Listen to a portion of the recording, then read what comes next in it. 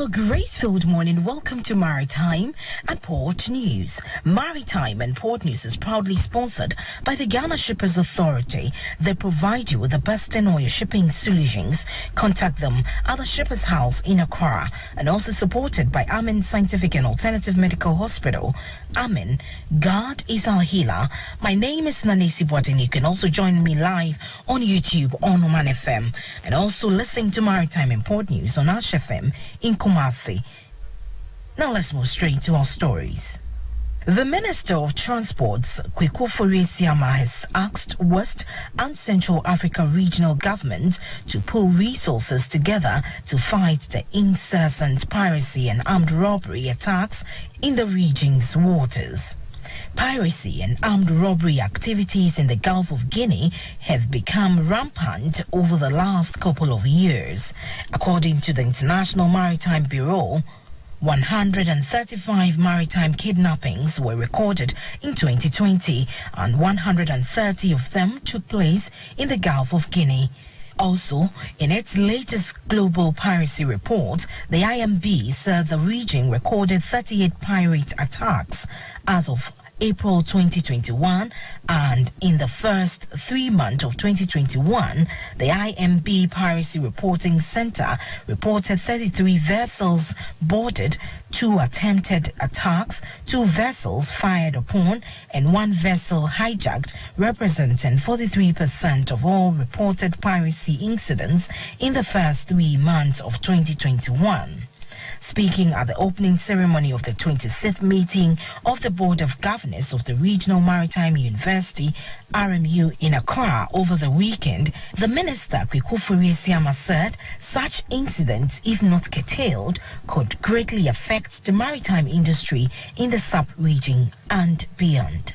The meeting had in attendance officials from the Gambian Ministry of Transport, Works and Infrastructure, Commissioner and Chief Executive Officer of the Liberia Maritime Authority, and Sierra Leone's Ministry of Transport and Aviation, amongst others. The purpose of the meeting was to solicit feedback on decisions and recommendations taken at the last meeting of the member state in August this year, and to discuss the status and progress of the university and find a sustainable pathway to improve education and training at the institute. Honorable Siama assured regional partners of government's commitment to strengthen its collaboration with member states to ensure enough capacities, both technical and managerial, for the maritime industry. Now, the Finance Minister, Ken Ofori-Atta, says the rising cost of shipping goods is having a negative impact on businesses, particularly small and medium enterprises, as well as consumers. The situation, according to him, stems from the harsh effect of the coronavirus pandemic that hits the country and other global economies last year, causing some challenges in the global supply chain. According to him, the pandemic triggered a sharp and heavy slump in global supply chain as the lockdowns and restrictions led to reductions in demand and production levels. The pickup in demand for goods this year has also created a newly inflationary problem, with the consequential rise in cost of shipping, disruption of the global supply chain, exacerbated by the increase in world fuel prices.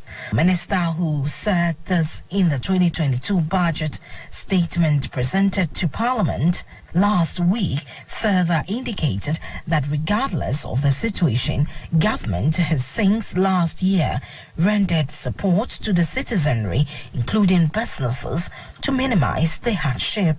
In other stories, the Executive Secretary of the Africa Refiners and Distributors Association, Anibo Kraga, has applauded the performance of the National Petroleum Authority, NPA, as the best regulator in Africa.